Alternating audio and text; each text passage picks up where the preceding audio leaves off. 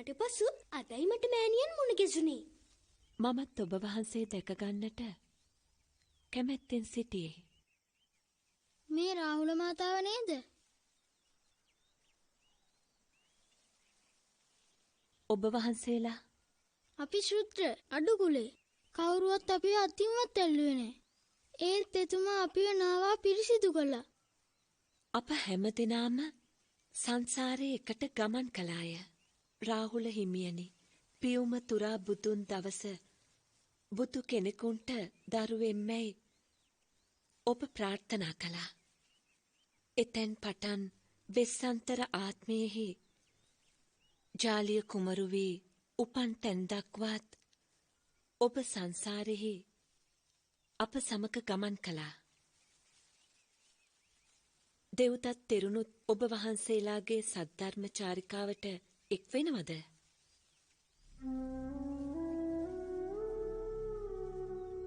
ඇයි ඔබ නිහඬ?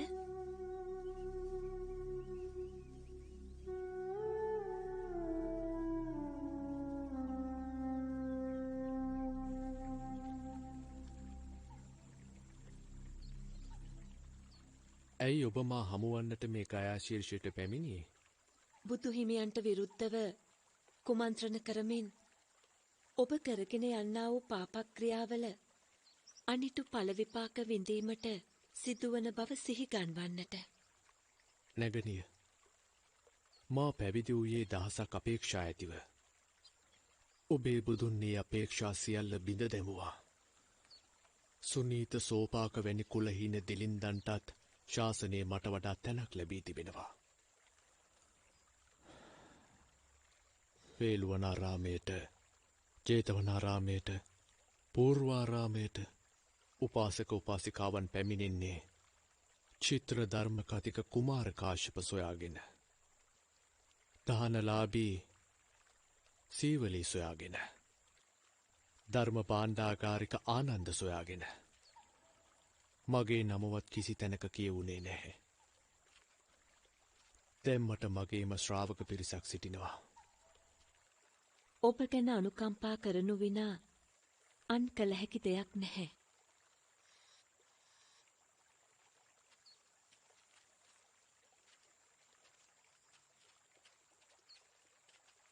තුල්ලනන්දා, ඇයි ඔබ ගයා ශීර්ෂයේ? මා දෙව්දත් හිමියන්ගේ ශ්‍රාවිකාවක් බවට පත් වුණා.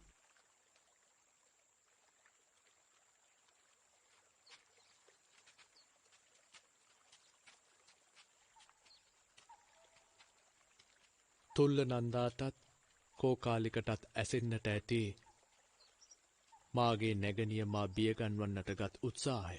බියපත්වන්නට ඔබ සාමාන්‍ය භික්ෂුවක් නොවේ. මාර්ගඵල නොලැබුවත් 이르දි බල ඇත්තෙක්, ධානලාභියෙක්. ඔබට හැකි අහසේ සක්මන් කරන්න. ඔබට හැකි ඕනෑම රූපයක් මවා ගන්න.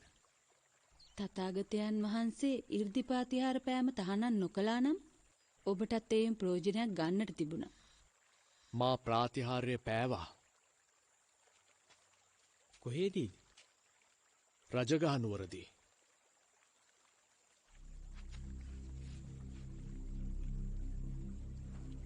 භය සන්ත්‍රාසයට පත් වූ අජාසත් මා කෙරෙහි පැහැදුනා.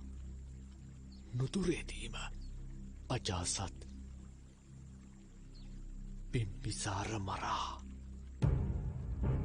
මගධ රාජ්‍යයේ රජ වෙනවා. මා බුදුන් මරා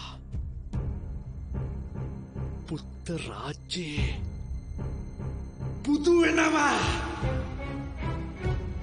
මම බුදුන් මරනවා.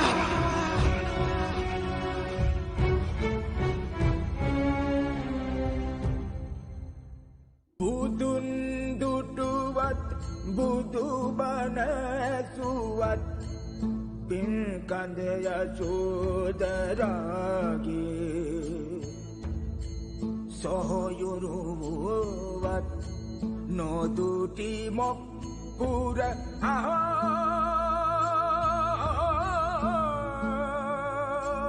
දෙව්දත්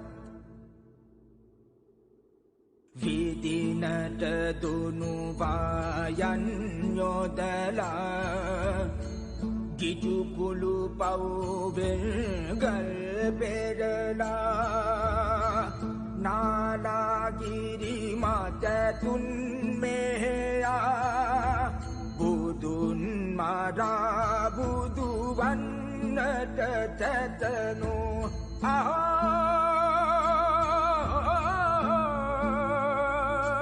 දෙව්දත්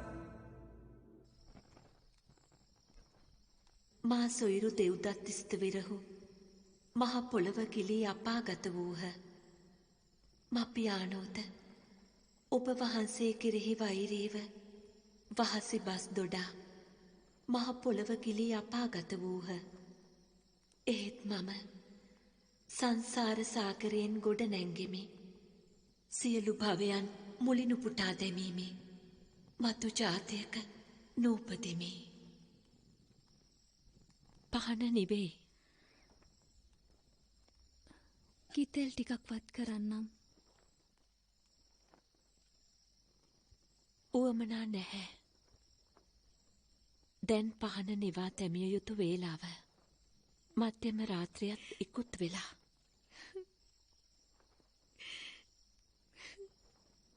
නන්දා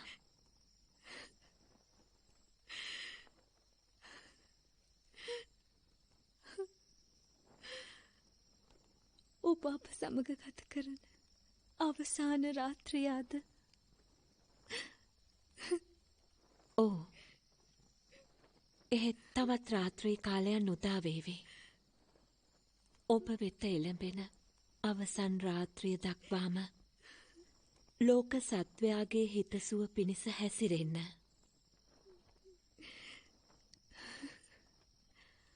අප අතරුන් බොහෝ දෙනා අප හැර ගිහින්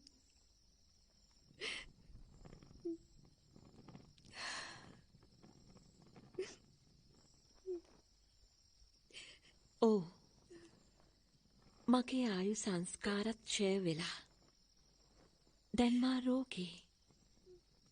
නිතර උදරාබාධයකිනුත් පෙළෙනවා. තථාගතයන් වහන්සේත් දැන් නිතා දුබලයි. සිරුරේ චවි වර්ණයත් කිලිහී ගිහින් පිරිනිවන් පෑමට උන්වහන්සේගෙන් අවසර ගත යුතුයි. හෙට උදෑසන රජගහ නුවරට යන්නට සූදානම් වන්න.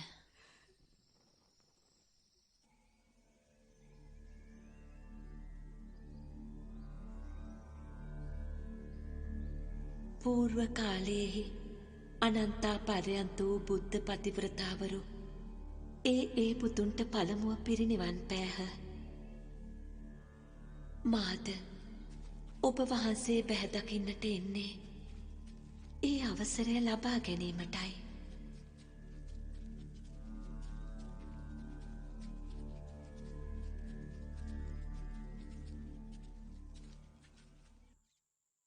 මාගේ ස්වාමී වූ භාග්‍යවතුන් වහන්ස මින් මතු අප හමු නොවෙයි. සාරා සංඛ්‍ය කල්ප ලක්ෂයක් ආත්මයන්හි එක්ව සිටිමා ඔබ වහන්සේ දකින අවසන් මොහොත මෙයයි. යශෝදරා භික්ෂුණීන් වහන්ස, ඔබ තරම් පින්වත් ස්ත්‍රියක් මාගේ බුද්ධෝත්පාදයෙහි තවත් නැත. මතු ලෝකවාසී වූ රාහුල මාතාව කෙසේ වූ කෙනෙක් දැයි සැකසංකා උපදවනු ඇත. එබැවින් අප්‍රසිද්ධව නිවන්පුර නොගොස් ප්‍රාතිහාර්ය පා ලෝකවාසීන්ට ආනුභාව දැක්වූ පසු පිරිනිවනට අවසර දෙමි. පෙර නොයෙක් ජාතියෙහි කීකරු වූවාසේ මේ අවසන් මොහොතේත් ඔබ වහන්සේට කීකරු වී ප්‍රාතිහාර්ය පාන්නෙමි.